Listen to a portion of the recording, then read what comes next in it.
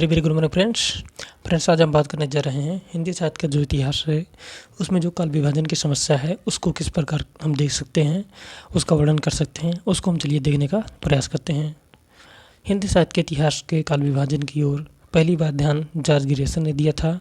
उनके द्वारा किया गया काल विभाजन निम्न प्रकार से है। फ्रेंड्स, ये जो काल विभाजन है ना, उसमें सबसे पहले जो अपना ध्यान है उसको जॉर्ज गिरिसन जी ने दिया था और उनके अनुसार किस प्रकार इसका काल विभाजन किया गया है उसको देखते हैं। पहला है चारण काल, इसका समय 700 ईस्वी से 1300 ईस्वी तक। दूसरा है 15वीं शताब्दी का धार्मिक पुनर्जागरण। तीसरा है मलिक मोहम्मद जायसी का प्रेम काव्य। फ्रेंड्स, इन्होंने जॉर्ज गिरिसन का इस प्रकार विभाजन है। उसके बाद फ्रेंड्स हम देखते हैं कि हाँ, मलिक मोहम्मद जायसी का प्रेम काव्य, ब्रज का कृष्ण संप्रदाय 1500 ईस्वी से 1600 ईस्वी तक। जो ब्रज है फ्रेंड्स ने, इसका जो कृष्ण संप्रदाय है उसका 1500 ईस्वी से 1600 ईस्वी तक जो समय था उसके अनुसार किया गया है। मुगल दरबार, तुलसीदास, रीति काव्य 18वीं शताब्दी। कंपनी के शासन में हिंदुस्तान 1800 ईस्वी से 1857 ईस्वी तक। महारानी विक्टोरिया के शासन में हिंदुस्तान 1857 से 1887 ईस्वी तक। फ्रेंड्स, इसके पश्चात ये तो जॉर्ज गिरिसन के अनुसार हो गया काल विभाजन। अब हम देखते हैं कि हाँ, मिस्र बंधुओं के अनुसार काल विभाजन किस प्रकार किया गया था। इसके पश्चात मिस्र बंधुओं ने अपनी मिस्र बंधु विनोद में काल विभाजन इस प्रकार प्रस्तुत किया था। पहला है आरंभिक काल। फ्रेंड्स, आरंभिक काल में हम देखते हैं कि दो प्रकार के काल हैं। पहला है का पूर्व आरंभिक काल 700 ईस्वी से 1343 ईस्वी। दूसरा उत्तर आरंभिक काल 1344 ईस्वी से 1444 ईस्वी है मध्यकाल। इन्हीं मध्यकाल को दो भागों में बांटा जा सकता है, पूर्व मध्यकाल और 1445 ईस्वी से 1560 ईस्वी तक।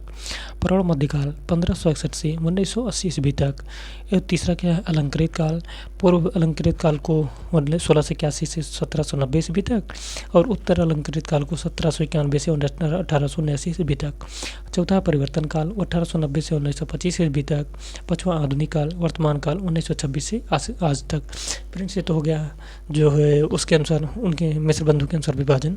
अब हम देखते हैं रामचंद्र शुक्ल जी के अनुसार जो विभाजन है यही सबसे प्रमाणिक माना जाता है, वो किस प्रकार है। इसके पश्चात आचार्य रामचंद्र शुक्ल जी ने हिंदी साहित्य के इतिहास को काल विभाजन किया था। उन्होंने संपूर्ण साहित्य के इतिहास को 4 कालों में बांटा था। प्रत्येक काल के लिए उन्होंने 2 नाम का प्रयोग किया था। आचार्य शुक्ल का काल विभाजन इतना वैज्ञानिक है कि आज तक साहित्य लेखन में उसी के आधार पर चल रहा है। उनका काल विभाजन निम्न है। वीरगाथा काल आदिकाल 1050 से 1375 संवत, जिसको कहा जाता है सन 1993 से 1318 ईस्वी। पूर्व मध्यकाल भक्तिकाल संवत 1375 से 1700 ईस्वी, इसको 1318 से 1643 ईस्वी भी कहा जाता है। उत्तर मध्यकाल रीतिकाल के नाम से जाना जाता है, संवत 1700 से 1900 ईस्वी तक। सन 1643 से 1843 ईस्वी।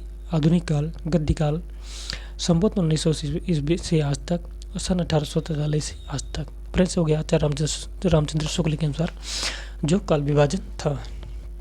अब हम आगे देखते हैं कि हाँ, हिंदी साहित्य के इतिहास का जो काल विभाजन है वो अन्य विद्वानों के अनुसार किस प्रकार किया गया था। लेकिन हाँ, हिंदी साहित्य के इतिहास काल विभाजन अन्य विद्वानों ने भी किया था, लेकिन आचार्य शुक्ल जी के बाद डॉक्टर राम कुमार वर्मा द्वारा किया गया काल विभाजन प्रशंसनीय है। इनका काल विभाजन निम्न प्रकार है।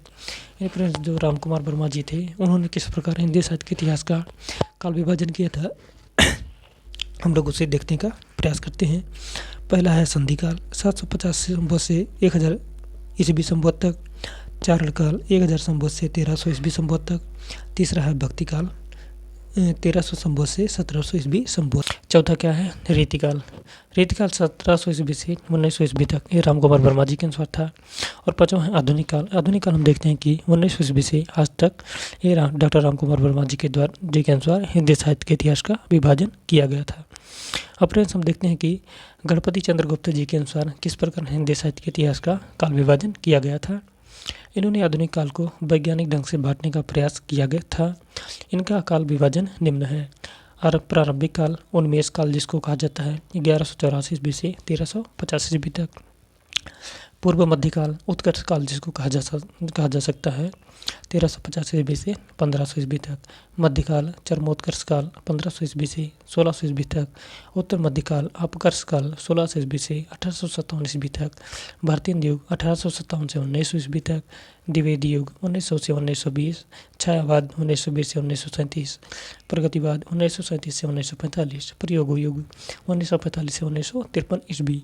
ये तो फ्रेंड्स हो गया जो ये कहाँ गए वो, हाँ, गणपति चंद्र जो गुप्त जी थे उनके अनुसार हिंदी साहित्य के इतिहास का विभाजन। अब हम देखेंगे कि डॉक्टर नागेंद्र के अनुसार किस प्रकार हिंदी साहित्य का इतिहास विभाजित किया गया था। डॉक्टर नागेंद्र ने हिंदी साहित्य के इतिहास का विभाजन और वैज्ञानिक ढंग से प्रस्तुत कर दिया है। इन्होंने आचार्य रामचंद्र शुक्ल तथा गणपति चंद्र गुप्त के विभाजन को आधार बनाया था। यानी कि रामचंद्र शुक्ल और गणपति चंद्र गुप्त जी जो थे उनको अपना आधार बनाकर डॉक्टर नागेंद्र ने हिंदी साहित्य के इतिहास का काल विभाजन किया। वो चलिए देखते हैं किस प्रकार था। आदिकाल 650 ईस्वी से 1350 ईस्वी तक। भक्तिकाल 1350 ईस्वी से 1650 ईस्वी। रीतिकाल 1650 से 1850। पुनः जागरण काल, भारतीय युग जिसको कहा जाता है 1850 से 1900 ईस्वी तक। जागरण सुधार काल, द्विवेदी युग 1900 से 1920 ईस्वी तक। स्वच्छंदता काल, छायावाद 1920 से 1940 ईस्वी तक। प्रगति प्रयोग काल 1940 से 1953 ईस्वी तक। नवलेखन काल, नई कविता 1953 से आज तक। फ्रेंड्स, ये तो हमने हिंदी साहित्य के इतिहास में जो काल विभाजन की समस्या थी वो यहाँ तक बात किया। हम मिलेंगे नेक्स्ट वीडियो में जो कि रहेगा आदिकाल के नामकरण की समस्या पर। इसके फ्रेंड्स हम नेक्स्ट 1 बाय 1 करके पूरा हिंदी साहित्य का इतिहास आप लोगों को देने का प्रयास करेंगे। बने रहिए यूट्यूब चैनल पर। Please like, share and subscribe. बहुत बहुत धन्यवाद।